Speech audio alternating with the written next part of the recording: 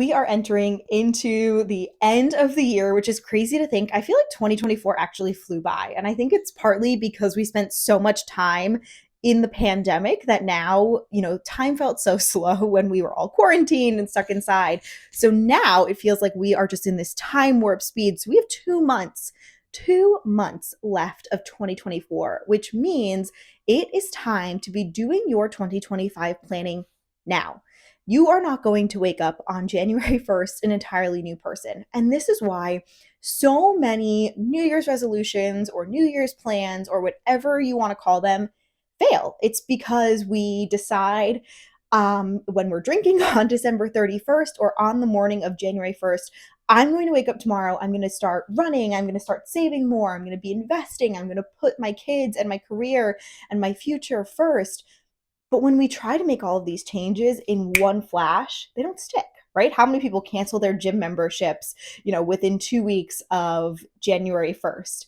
The gyms are packed on January 1st. I get so many people inquiring into our financial planning services in the first month of the year because they're all excited. They're like, yes, this is going to be our year. We're going to focus on building a financial plan. We're going to be building wealth. We're going to be paying attention to our estate planning. Like, this is the year we're going to get it done.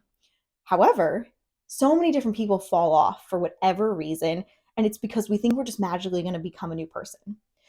If you want to start picking up habits and changing things for 2025, you need to start doing them now, right? You need to start making the plan now so you actually know what it is that you're going to be doing and enacting when January 1st rolls around.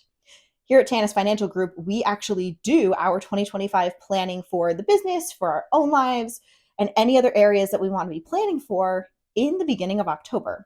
So I took a day off in the beginning of October, and I sat back and I said, okay, what went really well last year? What went really well? What do we want to be continuing on as we go into the new year?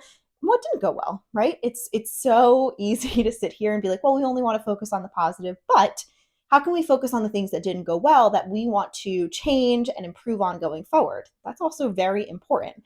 And you can do that in your own financial life, right?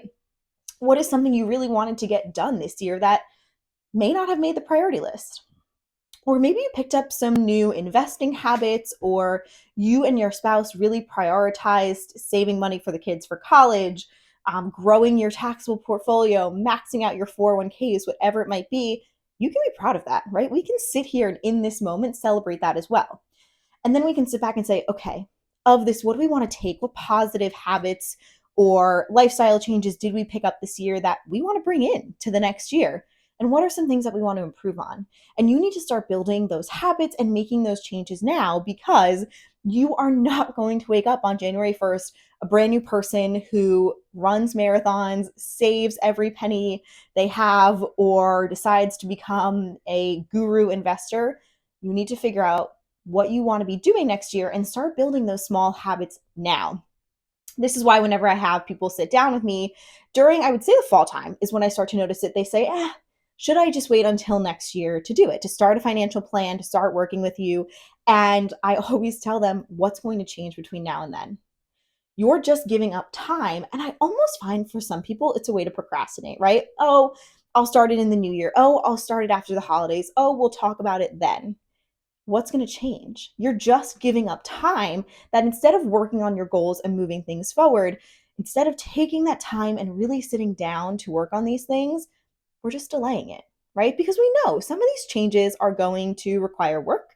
They're going to be difficult. And when we get into a financial plan, I always tell clients, I'm going to need everything that you have in terms of documentation, statements, really getting inside your head and understanding your finances. And a lot of people don't realize how much work on both my end and a client's end, because I need them to give me all of the information, goes into a financial plan, right? You want to be doing all of this now while it's fresh in your mind. And yes, there is so much going on with the holidays and year end and the kids' activities. It's already so crazy and chaotic. Adding a little more to it, just add to the craziness and the chaos. So when you come back around in January, you are starting fresh and you are ready to go. I know this week is also busy with everyone and everything for Halloween, so I just wanted to put up this short video and share this. If you are interested in working with us and building that financial plan before the end of the year, please head over to our website and do an application, and we will get you started.